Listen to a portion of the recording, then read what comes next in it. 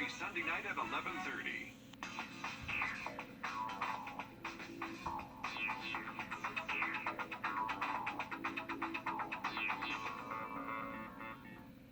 Closed captioning for News 12 is brought to you by Kenneth Nugent. From the station that's on your side, this is News 12, first at 5. A historic Augusta Inn unveiling new renovations just in time for tournament week. It is day one of the Augusta National Women's Amateur. 72 women from at least 20 countries are here in town with their eye on the prize. We're going to take you to Champions Retreat for all today's action. But first, just in the last 2 hours, a big development about a concert extravaganza that was supposed to kick off this Saturday. XPR Augusta, which was set to happen at Lake Homestead, officially canceled now. Yeah, we're talking Blake Shelton, Jimmy Buffett, Nelly, Pitbull, and more. C4 Live, the company putting it on, sent out an announcement today saying they'll automatically refund you in the next 14 days if you bought a ticket directly through their website. If you bought a ticket through a third-party vendor, you're going to have to get in touch with them directly. They say a structural issue with the ground of the stadium is what set them back. And they say they still have plans to revitalize the stadium. Coming up in the next half hour, we're digging deeper into what C4 Live is and what work they've done in the past. To weather now, we're taking a live look outside, and boy, do we see some haze off there in the distance. Yeah, I don't think that's all pollen. Maybe a fire off in the distance there, Riley. But let's check in with First Alert Chief Meteorologist Riley Hale about what we can expect tomorrow, because we've got some rain moving in.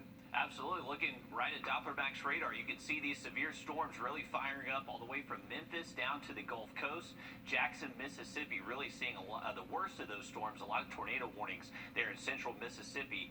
The timing of these storms for us is going to show up by tomorrow morning. We are currently dry. It is starting to get a little bit gustier out there. We're just noticing that haze outside, and that possibly is just from straight pollen, just with the very dry air and gusty conditions. Here's a current look at our first alert in effect tomorrow. So the timing for storms mainly going to be between 6 a.m. and 3 p.m. tomorrow. It's going to be a wide window, but the severe weather threat would be on the leading edge of those storms. So once that leading edge moves past you, then your severe weather threat does end. But we are pretty much guaranteed to see heavy rain tomorrow. The severe weather threat still looks low, even though those storms look pretty menacing west of us at the moment. They are going to be losing their punch by the time they reach us by tomorrow morning. But how about this? A very warm afternoon. We're up to 84 degrees right now in Augusta, Edgefield, even up at the lake, they're in the low 80s. Milledgeville, not too far away from 90 degrees, so one of the warmest afternoons we have seen in a good while. Going back outside of our studios, any plans through this evening? We are going to stay dry, so once again, the rain doesn't show up until tomorrow morning. We are going to see those clouds really thicken up overnight, and temperatures are going to stay warm in the 60s. We'll have a more in-depth look at that Thursday forecast in just about 10 minutes. All right, thank you, Riley. It is that time of year again. The first round of the Augusta National Women's Amateur. This morning, they teed off. 72 women from around the world are here in Augusta competing. There are 21 returning players from last year, including Amelia Migliaccio, who lost in a playoff after round one. Bernadetta Moresco holds the lead at 2 under. South Carolina's Hannah Darling is at a tie for second at 1 under. A big day at Champions Retreat. Masters Week, of course, brings so many people to our area, and all those people need to find a place to stay. They do. Augusta's century-old Partridge Inn is a staple, and they're going the extra mile to make sure that patrons get the full Augusta experience. Our Will Vogt gives us a first-hand look inside after months of renovations. This century-plus-old building has spent half a year getting a new look. It's been a bit crazy, but crazy is always fun and exciting. The last few weeks have been exciting for General Manager Holly White. She says the hotel reopened last weekend, and she's been showing it off. We really went back to more of a traditional color palette with a nod to the historical aspect of the Partridge Inn. Preserving this building's history has been on their minds as they give it a new look. We wanted to make sure that we didn't destroy the historical aspects and just really modernize it, but also preserve the beauty and the architecture. She says a rooftop bar and bridal suite are on the way, but redesigned rooms, a restaurant, and more are ready now, just in time for their biggest week.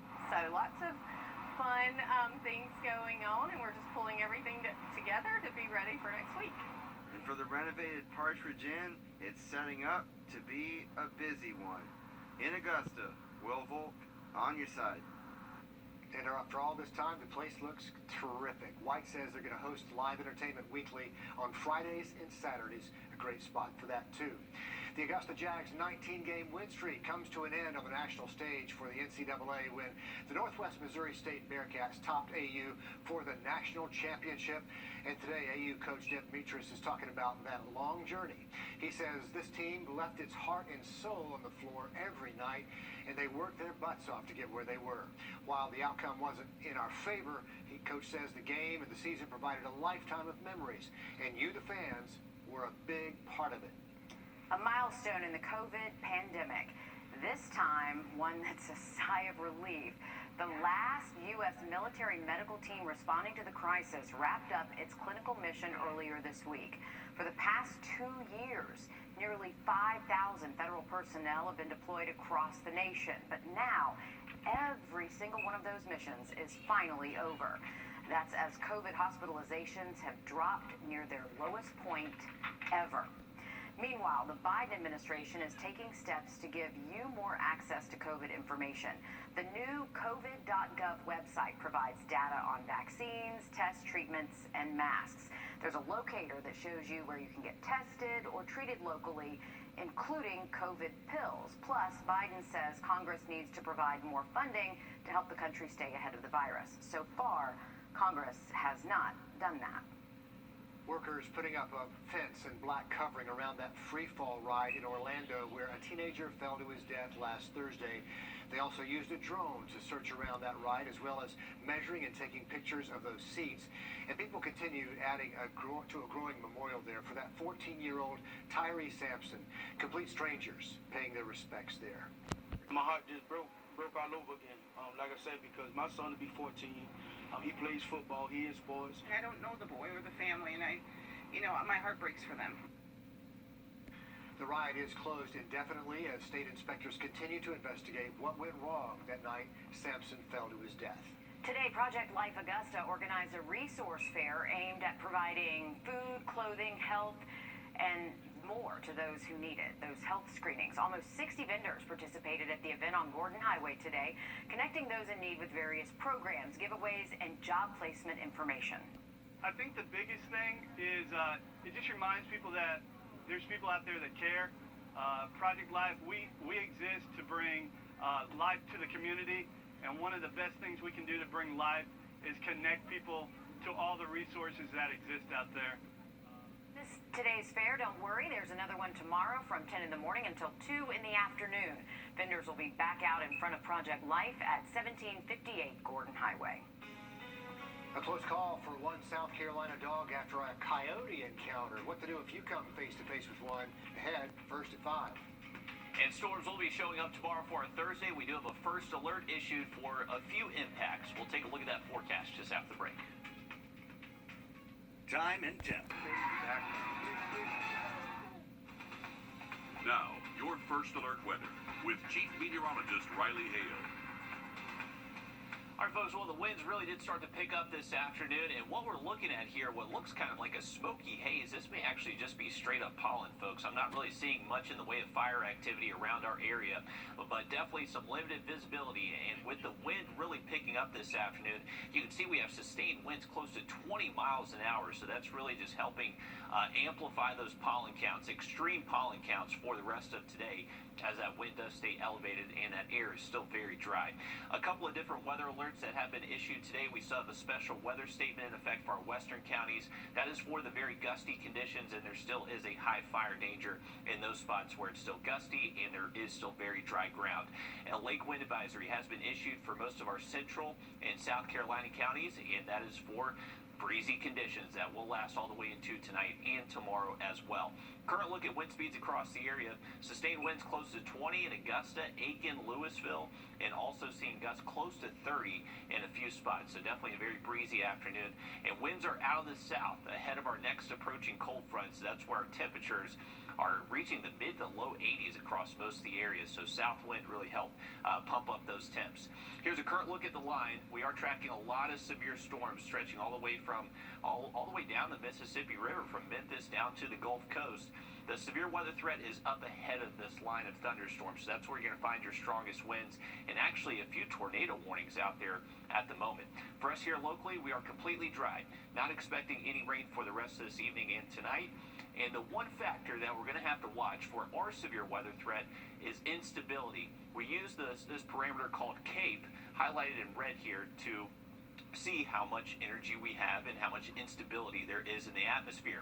So currently for the rest of this afternoon, hey, a lot of red there, a lot of energy for these storms to tap into. They're going to have good ingredients to really see that severe weather thrive. Now, by the time this line reaches us, there's not much energy left, so I think this is going to be our limiting factor that really prevents us from seeing widespread severe storms. Can we still see some gusty winds? Absolutely. Are we going to see some heavy rain? I think that's pretty much guaranteed, but as far as everyone seeing severe weather, that looks very unlikely, folks. Not expecting a lot of severe weather reports tomorrow, but just on the leading edge of that line, we could see some gusty winds, and when those rain rates really pick up for us, we could see some localized flooding issues that would mainly be for just flood-prone areas. The latest outlook from the Storm Prediction Center, it does include this slight risk across most of our central and southern counties. That is where that line is going to be tapping into the warmest and most energetic air by around midday into the early afternoon, so a little bit higher chance there. But we do have a first alert in effect for everybody in our viewing area. Just to let you know that, hey, we got a lot of storms heading our way, and this is going to start early tomorrow morning, so not necessarily afternoon storms. This is going to start Thursday morning, most likely around 6 a.m. for most of our northern and western counties, and not completely move east of the area until we get to later into the afternoon. Now, once those storms are east of you, then your severe weather chances do look very low for the rest of today. But just keep in mind, a few of those storms could produce some strong gusts. And rain totals look to be 3/4 of an inch to possibly up to around 1.5 inches in a few spots. So definitely some heavy rain. And if this just falls in a short amount of time, that could lead to those localized flooding issues, mainly for flood-prone areas. And the good news is, it's only Thursday. Once we get into our Friday, bringing back sunshine across the area, and the weekend does look dry as well. Very comfortable temps, highs in the 70s. And then into next week, looks like another rain system moving in Tuesday and Wednesday. All right, thank you, Riley. We know there are coyotes out and about. We have seen them ourselves around the station, but they are certainly not unique to our area. Yeah, Laura and I shot this video you saw before one night leaving the station after the 11, but Zach Wilcox spoke with a dog owner in Pawleys Island who says he's lucky to have his furry friend after a really close call. It was a crazy experience, to be honest. I would have never thought that would happen. Noah Rourke took his dog, Gunner, out one last time before bed Saturday, just as he has done every night since he got the puppy 5 months ago. But this particular Saturday wound up being a much longer night than he anticipated. I guess me running over there, stomping, and made him go off, but he was lucky. And it happened like not even 30 seconds, and they put a nice hurting on him. But Gunner had to have stitches on his chest and stomach, but just a few days later, his owner says he's feeling much better. According to SCDNR, coyotes are an invasive species that have been gradually migrating here from the west. But that gradual migration was accelerated greatly in the 1980s when coyotes were illegally brought in for hound running competitions. We have, thanks to the migration and those illegal imports, we have coyotes in all 46 counties of South Carolina. SCDNR encourages and incentivizes hunters to help take care of the coyote problem. Anyone can legally shoot or trap a coyote on their property, even if they don't have a hunting license.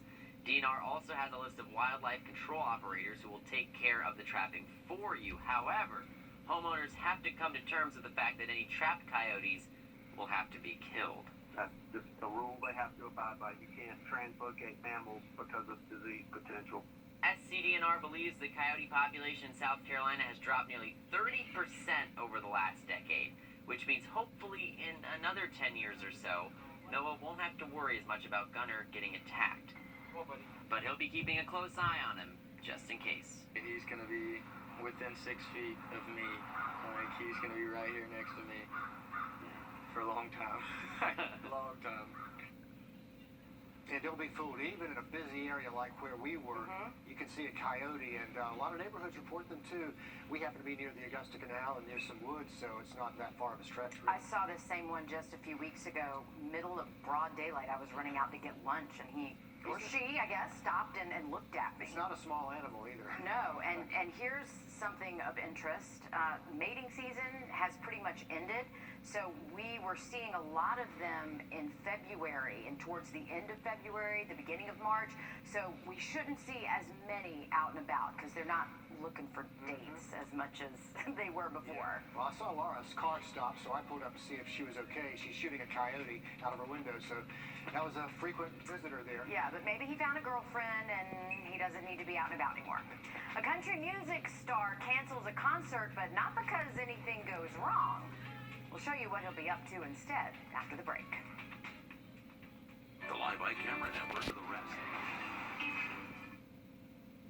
Country music star Eric Church has canceled his Saturday concert in Texas. The reason?